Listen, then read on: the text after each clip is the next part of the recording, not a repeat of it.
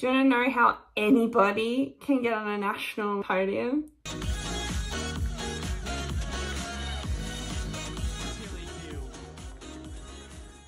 So in January we had our Australian National Criterium Championships, and somehow I ended up on the podium.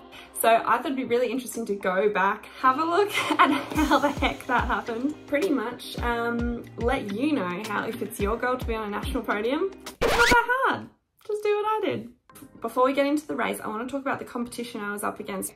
The number one threat to our team was Jaco Alula. Obviously there's Alexandra Manley, who would be the race favourite, Ruby Roseman Gannon, who won last year, also a race favourite, Georgie Howe, Amber Pay, Alyssa Politis and Jessica Allen. How do you beat that? We were 3 people. They weren't the only World Tour riders in this race. We had Sarah Roy from Canyon SRAM, Loretta Hanson from Trek Segafredo, Josie Talbot from fittest, and then Anya Lau, I don't think it's a World Tour team, but AG Insurance. There was also, you know, Matilda Reynolds, Georgie Whitehouse, Gina Ricardo, Emily Watts, Lucinda Stewart. So many other amazing riders that have done incredible things in their own right in Australia, and no doubt will either be World Tour or, I don't know, just keep smashing everyone in the other races. Okay, so then there's me. So again, this is just sort of to set the scene and give you a little bit of context. So obviously my team, we're riding for Chloe Hosking to win in a bunch sprint. We've got Peter Mullins and myself that are going to be doing the work, chasing down any attacks, blah, blah, blah. And we're up against that full World Tour squad of Jaco Alula, plus the other full teams that are domestic but super strong. I am very much a latecomer to the sport. I'm 30 now and I started riding a couple of years ago. So I was like 27 when I started mountain biking and road riding to sort of like train / started racing, got picked up by Rock Salt Live SRAM. But I'm relatively untrained. I still don't like train per se. I don't have a coach. I just show up and race my bike, basically. Raw strength, probably at the bottom of, you know, that start list. Fitness, definitely at the bottom of that start list. I also don't have that commitment to be a World Tour, like full-time pro cyclist, like basically everyone else in the race. So it does beg the question, how does someone like me end up on the podium? It actually has most to do with this moment right here. We roll up to the start line, casual as ever, and Chloe goes, Tilly, with 1 lap to go, I reckon you hit it out of that bottom corner as hard as you can. Jaco will have to chase. It'll disrupt their lead-out train. They'll use up riders. And so hopefully Chloe has more of a chance in the sprint. And that was the plan. The big team of Jaco Alula. Plus, of course, the benchmark in Australian road cycling, the Rock Salt Live SRAM team. Tilly Field comes in here with good form. She performed really well at the Bay Crits just a week ago. Chloe Hosking, one of the favourites. Peter Mullins has won here before. She knows all about this course on Sturt Street. So let's take a look at it. 4 simple right-hand corners, but it's anything but simple. That long straight back up to the finish line is a long drag. You need to be not just a good sprinter, but have a lot of power, especially more for a 30-second to even a 1-minute level of effort. Could be open to a last-minute attack or a sprinter that's really good to go from that bottom corner. 35 laps, 38 kilometres. I do want to mention there were 2 other Rock Salt riders as well on the line, Ellie and Jordan, who were awesome. They're recovering from injury, new to the team, so they were just there to do their own thing on the day. Countdown is done, the gun has gone, and the first of the Check Federation out the University opening Road watts. National I mean, I knew it Championships for happened the on elites Zwift, and but under turns out it's a real 23s life is thing. underway. Into Sunday's race as one of Okay, so we're on finishing lap 8 now, and this is how the rest of the race went. Jaco attacking rider after rider. So it's a drag uphill. You can see what my Watt's having to do to get on Ruby's wheel. She flicks the elbow, wants me to come over. I sort of look behind, see that there's no gap, which means there'll be a counter from another Jaco rider, probably. So I wanted to sort of keep the pace high to stop them from doing that, but also get off the front as soon as I could. We saw her ride like this in the opening 2 stages. So I just want to introduce you properly to my teammates. Chloe Hosking is who we're riding for. She's a world-class sprinter coming from Trek Segafredo. She's one of the best in the world, has won the course. She's a Commonwealth Games gold medalist. She absolutely knows what she's doing. So she's who we're riding for, and she will not chase down any attacks. It's up to me and Peter. Peter is like a 13 times Australian champion. She's also world class, so smart, probably the smartest bike rider I know, and has mentored me throughout my little journey into cycling. She wants to make this race come to her. She's one of the clear favourites today. You can see there I am still in the second wheel, but this time on a different Jayco rider. I think this is Amber Pate, and the first one was Ruby Roseman Gannon.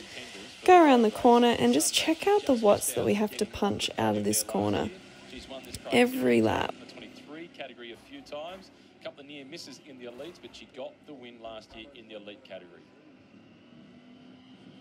Now the peloton's starting to get strung out. The heat has come on. The speed has gone up another level. So this is now the third back-to-back attack from Jayco that I've had to cover. Keep on attacking. This is a 35-lap race. We're going to see if we can see the lap board. There we go, 10 down, so 25 remaining. The intermediate sprint, the whistle will go for that. 21 laps to go. It looks to me like the Rock Salt Liv Shram team have got one rider for every Jayco Alula rider, and they're making sure they're not missing any attacks. Okay, pause here for a second. Rock Salt has a rider for every... No, they don't. They've just got me going again and again and again. In other races, they'll go like, oh yeah, Rock Salt's on the front, or they'll call me Peter Mullins, and I'm like, I'm not Peter Mullins, I'm Tilly Field, and I'm doing a lot of work and giving my credit. But anyway, that's just my pride, and let's get over it and move on. So basically how it's supposed to work is your teammates and you will alternate chasing down these attacks. There's only me and Peter in this, so there's only two of us. So if you're not there to take on the counter attack when your teammate's done their job, then either they have to go again or you just have to miss that move and let it go. So I'd done 3 in a row. I was cooked. I couldn't get on this one, for example. I'm pretty sure one of those Peter tried to take and she was there, but I didn't know she was there, so I had already started following it, and so I just saw that through. So I shouldn't have. I should have sat up and let Peter chase it. So now another break's gone. We had to leave one. Another break's gone. It's dangerous. I have to get on the front and do some work to bring it back. And the chase is being led by Rock Salt Liv Shram, and they've got the responsibility to close things down. That's the team that includes one of the best sprinters in the world, Chloe Hosking. Really active early, but the break, just as we thought it was getting established, Gracie, it's been closed down. Not a surprise that that's been closed down. That was a very dangerous breakaway with race favourite Ruby Roseman Gannon in there, and with the final series, Bakerit Series stage winner Matilda Reynolds in there as well. Emily Watt's a bit of a dark horse for us. We're certainly keeping our eyes on her.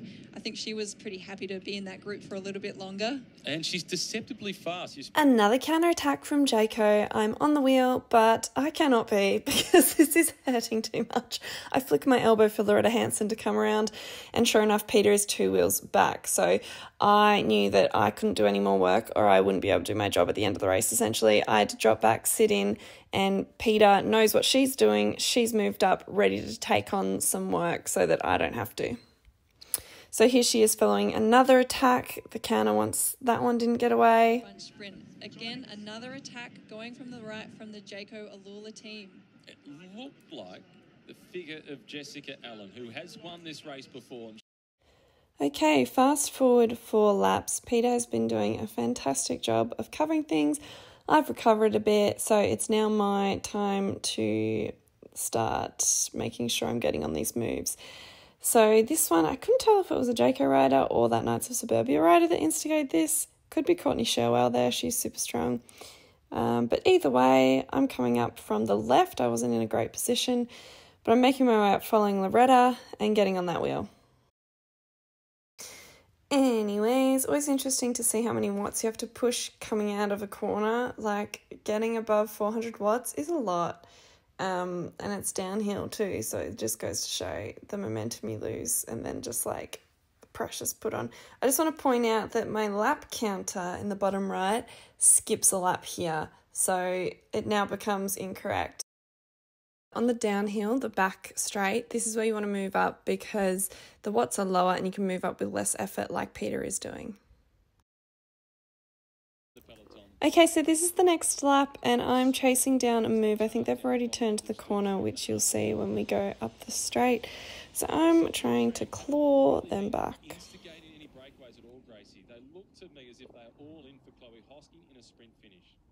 That's right. They have been close to the front, on the front at times, try to drag things back. So you'll see in a moment, I am busting it out of that corner to catch this group back and just motivate the peloton to get a wriggle on, because I'm sick of chasing everything. And here I go, chasing again. So this was really I was like, this is a lot of work and I'm probably done here. This is the last one I'm chasing for a while. I think she really wants to get up for the win again today. She can deal with tricky conditions. 11 laps to go, and it's the teammates of Chloe Hosking now on the front for the Rock Salt Liv Schram team.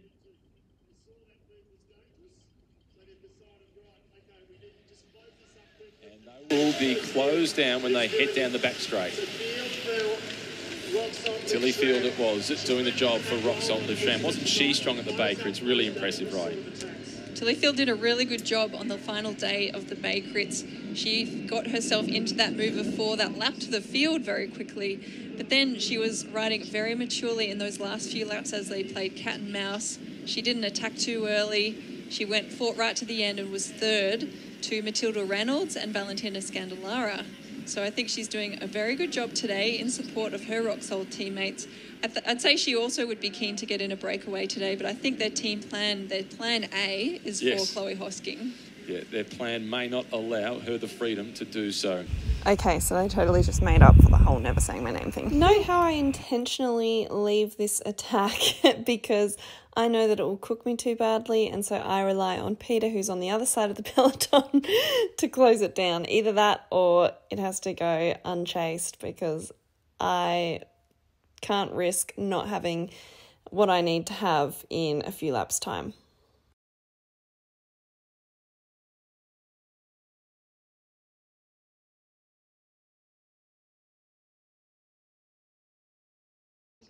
Peter Mullins would be the team captain for the Rock Salt Liv Schram team. Alan in the breakaway, they feared the quality of Peter Mullins, so they close it down and they go again. They're making this race very hard. They're making all of the other teams react immediately. This is where it really comes down. Another move going down on the right from Jaco Alula, a teammate just dropping the wheel there, making it more difficult for other riders to get back onto the wheel of the attacking rider.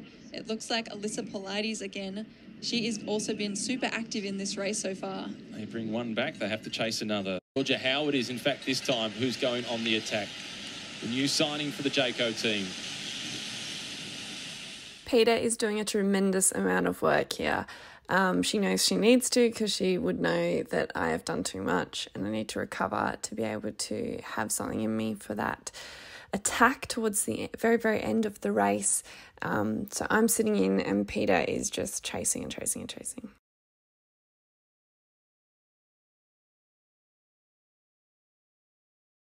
Mates today, they're playing it very cool back in the peloton. Loretta Hanson's certainly covering a lot more moves out there, and Sarah Roy has been off the radar almost completely, but we just spot her on the corners. And there goes Peter Mullins again. She responds. She sees another attack by Jaco and Team Bridge Lane, and she wants a piece of the action quickly across to those two.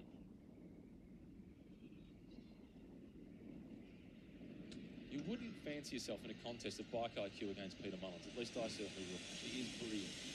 For the lead out when that comes to that, but Team Jaco Alula are not letting up in their attacking. It's unrelentless out there. I'm wondering if they'll keep doing this all the way to the finish. Rock Salt, the ones at the front, controlling the peloton. Tilly Field doing a brilliant job for that squad. Okay, Peter had done a lot of work, so I was like, I better just cover a couple of these. Field, well, she lives not too far away from Ballarat. Does plenty of mountain bike racing, cyclocross as well, and has shown her hand at road cycling over the past 12 months to be one of the best at the National Road Series. So I am now still on the front trying to chase this group down, and it's just not a good situation because I know what I need to do in a very few laps amount of time. So I sit up and I look around. You can sort of see me look back on the camera looking for Peter to sort of take over, and there she is. She's right there. She knows exactly what she needs to do and when, and she starts hunting them down. I don't know where ARA were through all of this, because I don't know if they've got a protected sprinter. I mean, No one was protecting them because they did not chase a single thing. But it is Rock Salt Livstram that starting to get organised once again, trying to set that pace to drag this group of 3 back. Now, if you look closely, you'll see that I'm sort of right about there, so mid-pack on the outside. I know I need to keep good position, so I move up on the downhill as you want to be doing, and there I am towards the front on the left, but still letting Peter be the one to chase these guys down. Until this attack went. It's Sarah Roy that is taking charge at the front of the race. Rock Salt Livstram close behind, and Loretta Hanson also making sure she doesn't miss this move. This is the first we've seen from Sarah Roy. She saw the danger in this, and she's going straight over the top of this group of 3. Roy steam training her way across to the front of the race. The rest of the peloton now scurrying to get on board. She's won here before, Sarah Roy. She'll have fond memories of Sturt Street. And look at the complexion of the peloton this time as they head down Sturt Street. From the previous lap where they were fanned out across the road, this time it is single file, validating their tickets to get on board Train Roy. Loretta Hanson now comes through to the front. And Emily Watts still got the legs to respond to anything thrown her at the front. She's been one of the most impressive riders in this race. I gotta say, when I followed Sarah Roy's attack, I was like, oh yeah, she's just going down, this is it. But yeah, it came back together, and then someone attacked again, or it was still going really hard, so I just stuck on the wheels. Oh, the pace is really on now. Number 19 is Anya Lowe. She's squeezed in the middle of the peloton. She rides for AG Spot. 3 laps to go. Jayco continue to turn the screws. They want to keep making this race hard. It suits their sprinters. The defending champion, Ruby Rose Mangannon, and the other contender from that squad, Alex Manley. That's right, it was Jess Allen making sure. Surely there's a counter-attack coming now from the Jayco Alula team. Or maybe they just want to keep this pace high to prevent any more attacks going from any other riders. Maybe they're trying to set it up now for a bunch sprint. Okay, there I am in second wheel, holding a good position. This is the last 2 laps now, the third last time I'll go around this bottom corner. So the next lap is where I'll be hitting it out of that, trying to make a break.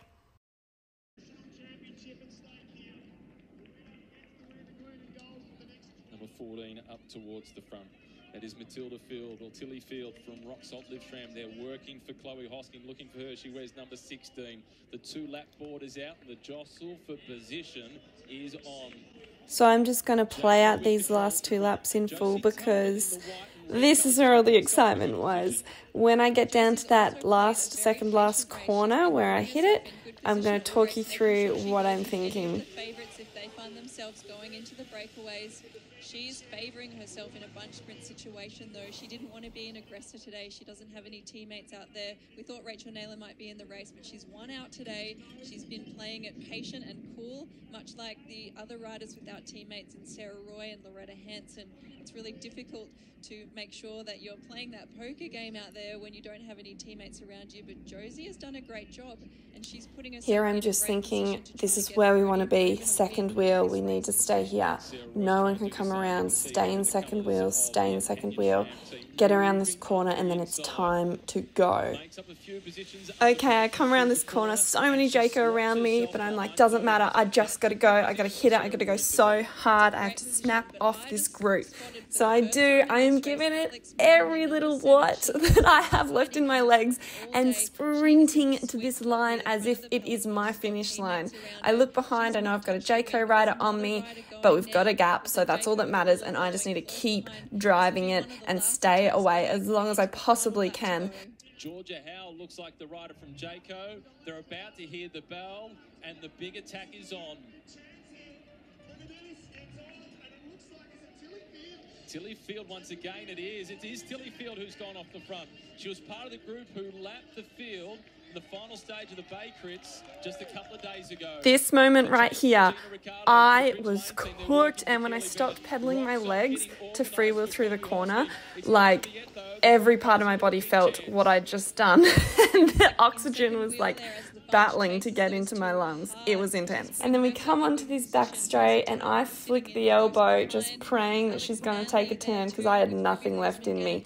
She comes over, and I can barely hold the wheel. She was pushing so freaking hard down this back straight. Still got to catch these 2 riders out in front.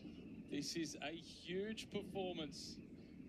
Trying to get underneath the radar. Tilly Field, if she got the win from this position, would be the biggest one of her career. She's in second spot as they go through the corner. They've taken this corner so far, so wide. And there I go, effing up the corner. I kind of thought if I go wide, maybe I'll like have my momentum, and it was like the safer option. I was so exhausted. I lost a few bike lengths. It's a 30-second max effort if they've got any chance of holding off the sprinting peloton behind. And there are bodies all over the road. Tilly Field lost the wheel through the corner. It's a long look across the shoulder. The sprinters are charging in from behind. It looks like Chloe Hosking on the far. Hosking charging through the middle, but it's going to be the win for Jaco Ulula. And a look of surprise, Amber Pate taking the win. Alex Manley coming through behind her with a big pat on the back. And the cry of, oh my God, from Amber Pate. It was her teammate who was in second position, Alex Manley, and Tilly Field, who created that breakaway. She held on for third. Next best across the line was Chloe Hosking. But what a ride by Amber Pate. She's completely surprised herself. She surprised us. Great way to start her career in the World Tour. And I'm glad that Tilly Field held on to get a medal. She got swamped on the finish line. That shows how close it was. She lost a few important bike lengths around the bottom corner. Amber Pate just handled that last corner a little better than Tilly. So there you have it. I remember doing this race last year for the first time. Peter, my teammate, came third, and I just remember being just like in total awe, being so excited, just thinking how amazing, she's incredible. It just blows my mind that that got to beat me. But anybody that races knows that if you didn't win the race, you will end up feeling very disappointed. And I just tried to remind myself, like, no, this is freaking cool. How many people in their lives get to walk onto this stage, get to say they've won an elite athlete national medal? I'm left feeling or thinking, why me? How did I do that? How was it me up there? Ultimately, it came down to 5 main things. Number 1, the move. I attacked at a point in the race where no one really expected it. The whole race had been ferocious. People had been attacking. Jaco had been sending attack after attack after attack, leaving no still moments. Everyone knew I'd been chasing a lot of those moves down, and I'd probably die off. It was the end of the race. People were exhausted. They were busy focusing on their sprint position.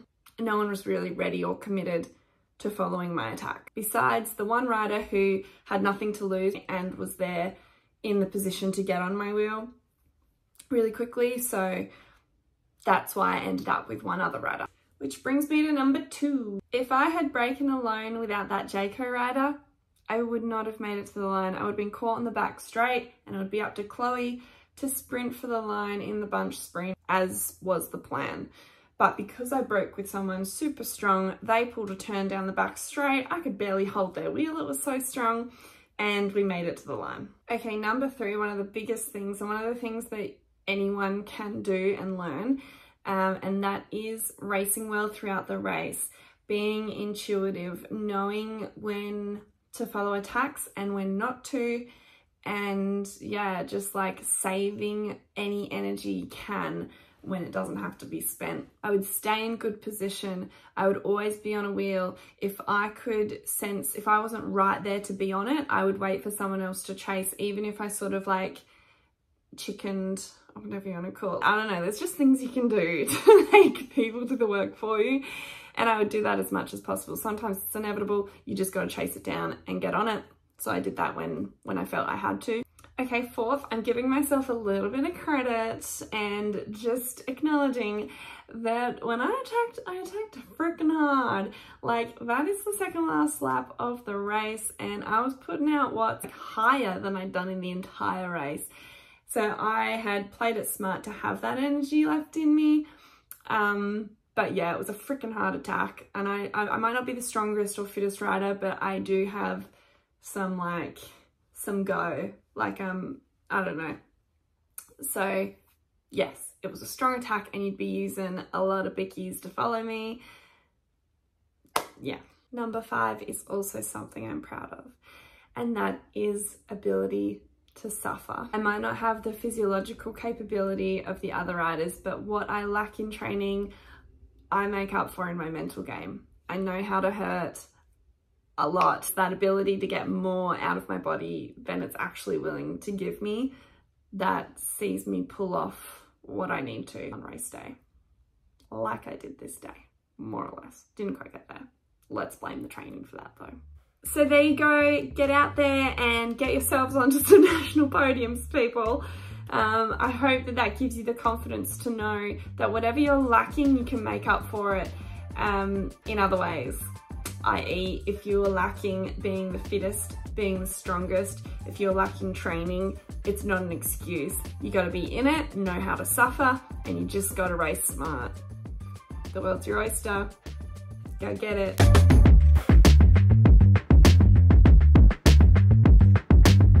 Place from Team Joko Alula.